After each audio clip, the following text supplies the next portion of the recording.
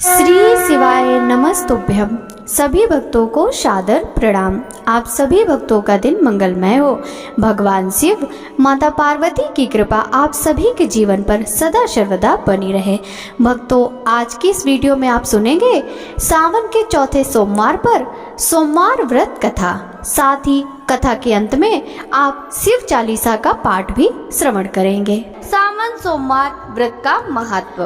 पूरा श्रावण मास जप तप और ध्यान के लिए उत्तम होता है, लेकिन इसमें सोमवार का विशेष महत्व है। सोमवार का दिन चंद्र ग्रह का दिन होता है और चंद्रमा के नियंत्रक भगवान शिव हैं। इस दिन पूजा करने से न केवल चंद्रमा बल्कि भगवान शिव की कृपा भी मिल जाती है। कोई भी व्यक्ति जिसको स्वास्थ्य की समस्या हो, विवाह की मुश्किल या दरिद्रता छाई हो, अगर सावन के हर सोमवार को विधि पूर्वक भगवान शिव की आराधना करता है तो बहुत सारी समस्याओं से मुक्ति पा लेता है। सोमवार और शिव जी के संबंध के कारण ही माँ पार्वती ने 16 सोमवार का उपवास रखा था। सावन का सोमवार विवाह और संतान की समस्याओं के लिए अचूक माना जाता है। भगवान शिव की पूजा के लिए खास तौर से वैवाहिक जीवन के लिए सोमवार की पूजा की जाती है। अगर कुंडली में विवाह का योग ना हो या होने में अड़चने आ रही हो तो सावन के सोमवार पर पूजा करनी चाहिए। अगर कुंडली में आयु या स्वास्थ्य संबंधी बाधा हो या मानसिक स्थितियों की समस्या हो तब भी सावन के सोमवार की पूजा उत्तम होती है। सावन के सोमवार को शिव जी की पूजा सर्वोत्तम मानी जाती है।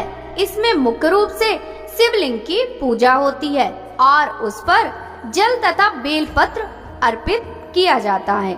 आइए भक्तों, अब हम सावन सोमवार व्रत कथा श्रवण करेंगे। श्रावण सोमवार की कथा के अनुसार अमरपुर नगर में एक धनी व्यापारी रहता था। दूर दूर तक उसका व्यापार फैला हुआ था। नगर में उस व्यापारी का सभी लोग मान सम्मान करते थे।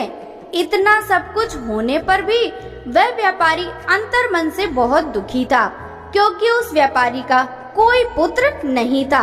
दिन रात उसे एक ही चिंता सताती रहती थी, उसकी मृत्यु के बाद उसके इतने बड़े व्यापार और धन संपत्ति को कौन संभालेगा। पुत्र पाने की इच्छा से वह व्यापारी प्रति सोमवार भगवान शिव की व्रत पूजा किया करता था। सायंकाल को व्यापारी शिव मंदिर में जाकर भगवान शिव के सामने घी का दीपक जलाया करता था। उस व्यापारी की भक्ति देखकर एक दिन पार्वती ने भगवान शिव से कहा, हे प्राणनाथ, यह व्यापारी आपका सच्चा भक्त है। कितने दिनों से यह सोमवार का व्रत और नियमित पूजा पाठ कर रहा है। भगवान आप इस व्यापारी की मनोकामना अवश्य ही पूर्ण करें। भगवान शिव ने मुस्कुराते हुए कहा, हे पार्वती, इस संसार में सबको उसके कर्म के अनुसार ही फल की प्राप्ति होती है। प्राणी जैसा कर्म करते हैं उन्हें वैसा ही फल प्राप्त होता है। इसके बावजूद पार्वती जी नहीं मानी। उन्होंने आग्रह करते हुए कहा, नहीं प्राणनाथ, आपको इस व्यापारी की इच्छा पूरी करनी ही पड़ेगी। यह आपका अनन्य भक्त है। प्रति सोमवार आपका विधिवत व्रत रखता है और पूजा अर्चना के बाद आपको भोग लगाकर एक समय भोजन ग्रहण करता है। आपको उसे पुत्र प्राप्ति का वरदान देना ही होगा। पार्वती का इतना आग्रह देखकर भगवान शिव ने कहा, तुम्हारे आग्रह पर मैं इस व्यापारी को पुत्र प्राप्ति का वरदान देता हूँ, लेकिन इसका पुत्र 16 वर्ष से अधिक जीवित नहीं रहेगा। उसी रात भगवान शिव ने स्वप्न में उस व्यापारी को दर्शन देकर उसे पुत्र प्राप्ति का वरदान दिया और उसके पुत्र के 16 वर्ष तक जीवित रहने की बात भी बताई। भगवान के वरदान से व्यापारी को खुशी तो हुई, लेकिन पुत्र की अल्पायु की चिंता ने उस खुशी को नष्ट कर दिया। व्यापारी पहले की तरह सोमवार का विधिवत व्रत करता रहा। कुछ महीने पश्चात उसके घर अति सुंदर पुत्र उत्पन्न हुआ। पुत्र जन्म से व्यापारी के घर में खुशियां भर गईं। बहुत धूमधाम से पुत्र जन्म का समारोह मनाया गया। व्यापारी को पुत्र जन्म की अधिक खुशी ना हुई, क्योंकि उसे पुत्र की अल्पायु के रहस्य का पता था। यह रहस्य घर में किसी को नहीं मालूम था। विद्वान ब्राह्मणों ने उस पुत्र का नाम अमर रखा। जब अमर 12 वर्ष का हुआ तो उसे शिक्षा के लिए वाराणसी भेजने का निश्चय किया गया। व्यापारी ने अमर के मामा दीपचंद को बुलाया और कहा कि अमर को शिक्षा प्राप्त करने के लिए वाराणसी छोड़ आओ। अमर अपने मामा के साथ शिक्षा प्राप्त करने के लिए चल दिया। रास्ते में जहाँ भी अमर और दीपचंद रात्रि विश्राम के लिए ठहरते, वहीं यज्ञ करते और ब्राह्मणों को भोजन कराते थे। लंबी यात्रा के बाद अमर और दीपचंद एक नगर में पहुँचे। उस नगर के राजा की कन्या के विवाह की खुशी में पूरे नगर को सजाया गया था। निश्चित समय पर बारात आ गई, लेकिन वर का पिता अपने बेटे के एक आंख से काने होने के कारण बहुत चिंतित था। उसे इस बात का भय सता रहा था कि राजा को इस बात का पता चलने पर कहीं वह विवाह से इनकार न कर दे, इससे उसकी बदनामी होगी। वर के पिता ने अमर को देखा तो उसके मस्तिष्क में एक विचार आया। उसने सोचा, क्यों न इस लड़के को दूल्हा बनाकर राजकुमारी से विवाह करा दूं। विवाह के बाद इसको धन देकर विदा कर दूंगा और राजकुमारी को अपने नगर ले जाऊंगा। वर के पिता ने इसी संबंध में अमर और दीपचंद से बात की।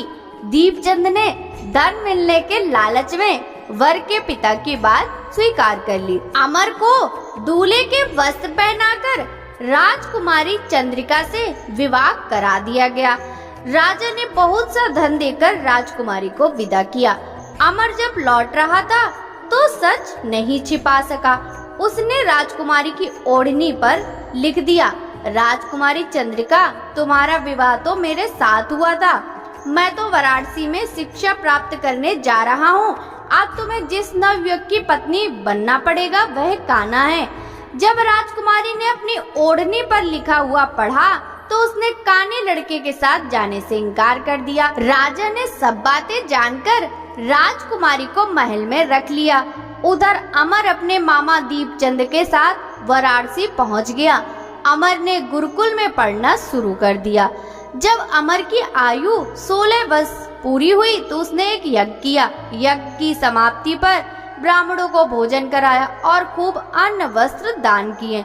रात को अमर अपने शयन कक्ष में सो गया। शिव के वरदान के अनुसार शयनावस्था में ही अमर के प्राण पखेरु उड़ गए। सूर्योदय पर मामा अमर को मृत देखकर रोने पीटने लगा।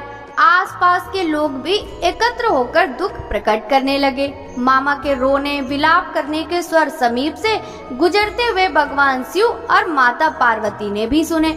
पार्वती जी ने भगवान से कहा, प्राणनाथ, मुझे इसके रोने के स्वर सहन नहीं हो रहे, आप इस व्यक्ति के कष्ट को दूर करें। भगवान शिव ने पार्वती के साथ अदृश्य रूप में समीप जाकर अमर को देखा तो पार्वती जी से बोले, पार्वती, यह तो उसी व्यापारी का पुत्र है। मैंने इसे 16 वर्ष की आयु का वरदान दिया था, इसकी आयु तो पूरी हो गई।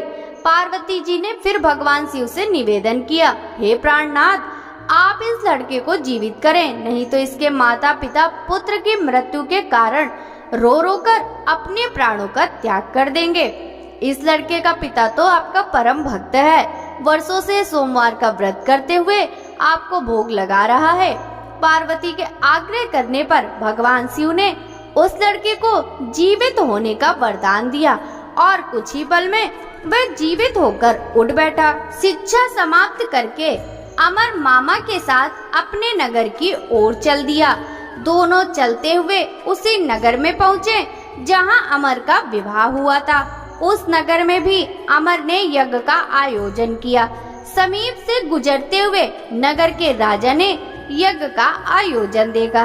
राजा ने अमर को तुरंत पहचान लिया। यज्ञ समाप्त होने पर राजा अमर और उसके मामा को महल में ले गया और कुछ दिन उन्हें महल में रखकर बहुत सा धन वस्त्र देकर राजकुमारी के साथ विदा किया। रास्ते में सुरक्षा के लिए बहुत से सैनिकों को भी साथ भेजा।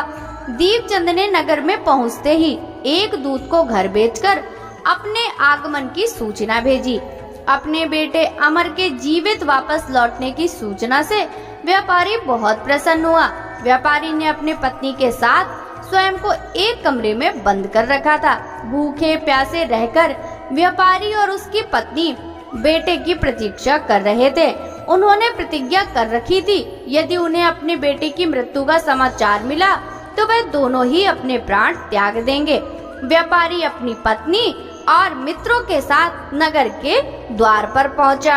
अपने बेटे के विवाह का समाचार सुनकर पुत्रवधू राजकुमारी चंद्रिका को देखकर उसकी खुशी का ठिकाना न रहा। उसी रात भगवान शिव ने व्यापारी के स्वप्न में आकर कहा, हे श्रेष्ठी, मैंने तेरे सोमवार के व्रत करने और व्रत कथा सुनने से प्रसन्न होकर तेरे पुत्र को लंबी आयु प्रदान की है। व्यापारी बहुत प्रसन्न हुआ। सोमवार का व्रत करने से व्यापारी के घर में खुशियां लौट आईं। शास्त्रों में लिखा है कि जो स्त्री पुरुष सोमवार का विधिवत व्रत करते हैं और व्रत कथा सुनते हैं, उनकी सभी इच्छाएं पूरी होती हैं। भगवान शिव माता पार्वती ने जिस प्रकार व्यापारियों को खुशियां प्रदान करी, उसी प्रकार भगवान सभी को खुशियां प्रदान करें। प्रेम से बोलिए भगवान शिव शंकर की जय, माता पार्वती की जय। ओम जय शिव ओंकारा, स्वामी जय शिव ओंकारा, ब्रह्मा विष्णु सदा शिव अर्धांगी दारा। ओम जय शिव ओंकारा, एकानन चतुरानन पंचानन राजे, हंसासन गरुड़ासन वृषवाहन साजे। ओम जय शिव ओंकारा, दो भुज चार चतुर भुज, दस भुज अति सोहे, त्रिगुण रूप निरखता त्रिभुवन जन मोहे। ओम जय शिव ओंकारा, अक्षय माला वन माला मुंड माला धारी, त्रिपुरारी कंसारी करमाला धारी। ओम जय शिव ओंकारा, श्वेतांबर पीतांबर बागांबर अंगे, सनकादिक गरुड़ादिक भूतादिक संगे। ओम जय शिव ओंकारा, कर के मध्य कमंडलु चक्र त्रिशूल धारी, सुखकारी दुखहारी जग पालनकारी। ओम जय शिव ओंकारा, ब्रह्मा विष्णु सदा शिव जानते अविवेका, प्रणवाक्षर में शोभित ये तीनों एका।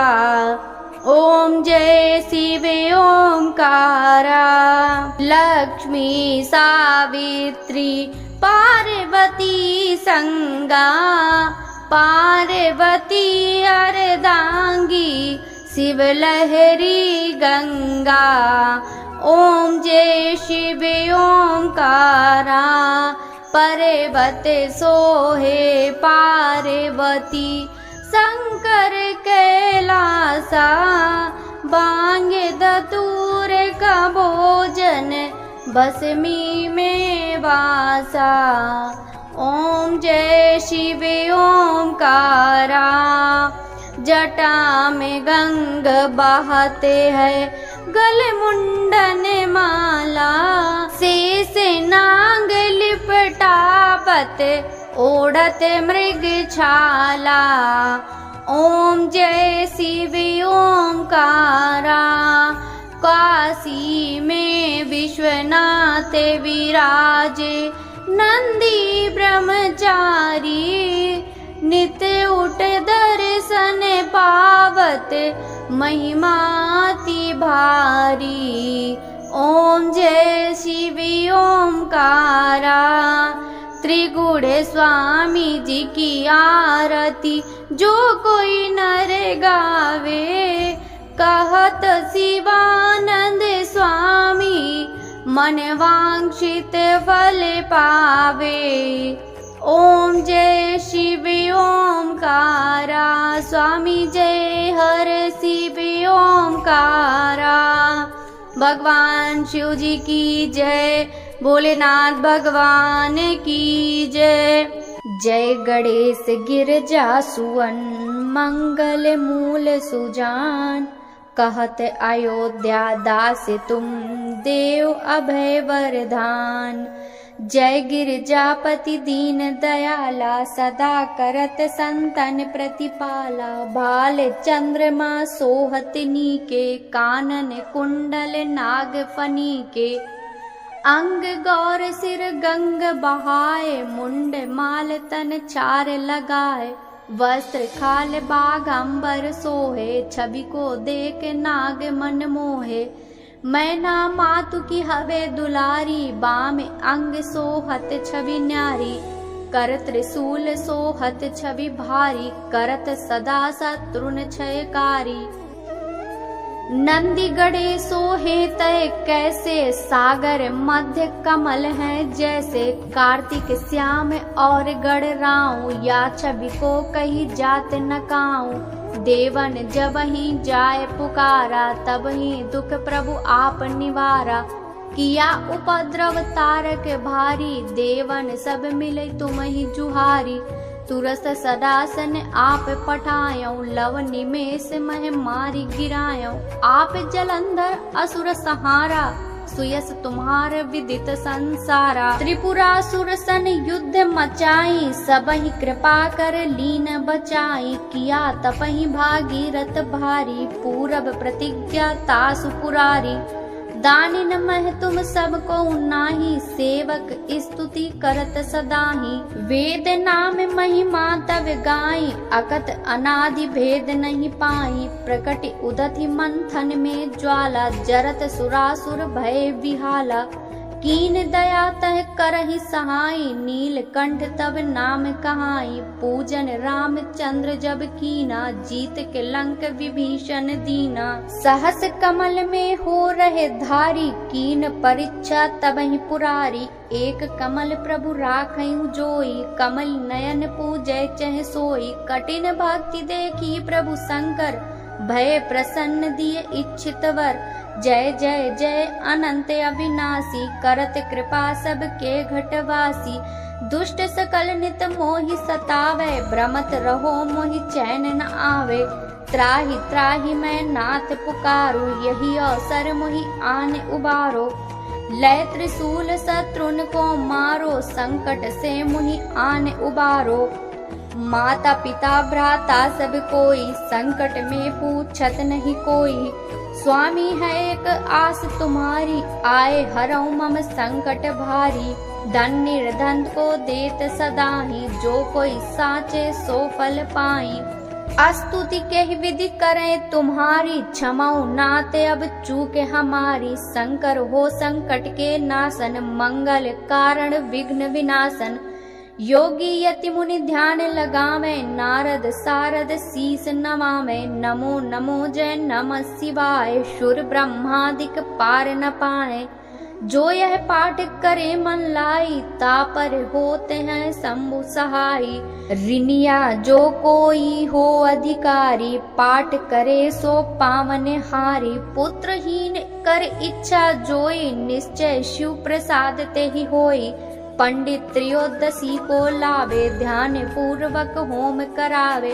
त्रयोदशी व्रत करे हमेशा ताके तन नहीं रहे कलेसा। धूप दीप न वेद चढ़ावे शंकर सम्मुख पाठ सुनावे। जन्म जन्म के पाप नसावे अंत धाम शिवपुर में पावे। कहे अयोध्या दास आस तुम्हारी जानी सकल दुख हरहु हमारी। नित नेम कर प्रातः पाठ करो 40 तुम मेरी मनोकामना पूर्ण करो जगदीश। मगसर छठी है मंत्र ऋतु सम्मत 64 जान।